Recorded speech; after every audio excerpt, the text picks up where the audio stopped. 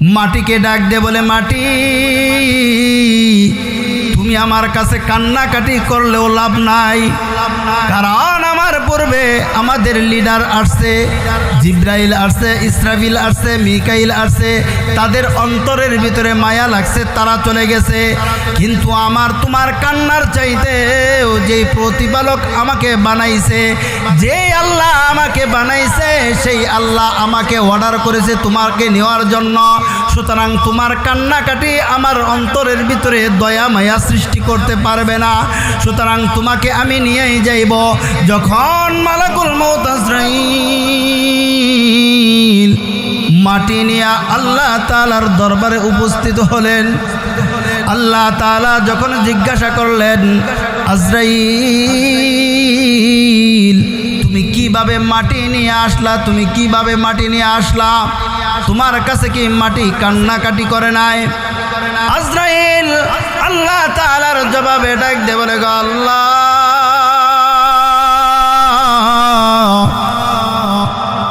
মাটির কান্না আমার কাছে কোনো কিছু আসে যায় না।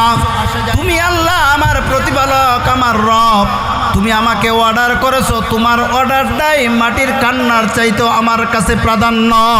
সুবহানাল্লাহ। তোমার কান্না, তোমার অর্ডার ওর কান্নার চাইতে, মাটির কান্নার চাইতে তোমার অর্ডার আমার কাছে কি গুরুত্বপূর্ণ।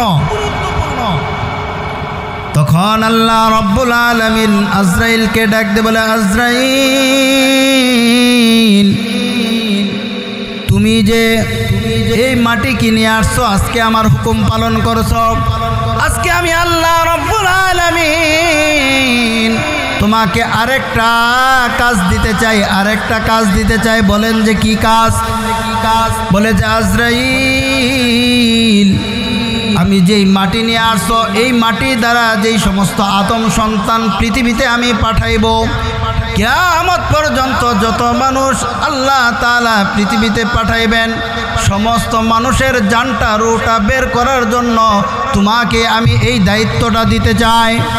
তখন আজরাইল মালাকুল মউত ডাক দে বলে, আল্লাহ এর থেকেও আরো যদি কঠিন কোনো কাজ থাকে সেটা দাও, কিন্তু এই কাজটা দিও না। বলে যে কেন এই কাজটা দিও না? বলে যে আল্লাহ এই কাজটা এমন একটা কঠিন কাজ, এমন একটা কঠিন কাজ, এমনও মার কাছ থেকে বুকটা খালি করতে হবে, যেই মা 10 মাস 10 দিন গর্ভে ধারণ করেছে, কিন্তু এই বাচ্চাটা লালন পালন করার পর এত মহাব্বত করত, এই মহাব্বত করার পর যেই বাচ্চাটা 2 মাস 3 মাস 1 বছর 5 বছর 10 বছর পরার পর এই বাচ্চাটাকে মহাব্বত করার কারণে আমি ওই মা বাবার সামনে থেকে তাকে বিদায় করে নিয়ে আসতে হবে। আর যেই মা বাবার বুকটা খালি করে আমি নিয়ে আসবো, ওই মা বাবা আমাকে তো বরদুয়া দিবে। তো আমরাও যদি আমাদের পূর্বের ঠিকানা বলতে না পারি, আমার বাবা ছিল কোথায়, আসছে কোথায় এবং বর্তমানে আছে কোথায়, এগুলো যদি আমাদের ঠিকানা আমরা বলতে না পারি, আমাদেরকে আল্লাহ তাআলা পাগল বলে, উম্মাত বলে আখ্যায়িত করবেন। তো আলোচনার বিষয়বস্তু হলো ছিলাম কোথায়, আছি কোথায়, যাব কোথায়, এবং আমাদেরকে পাঠানোর উদ্দেশ্য কি, মাকসাদ কি, কেন আসলাম। বুঝতে পারছেন?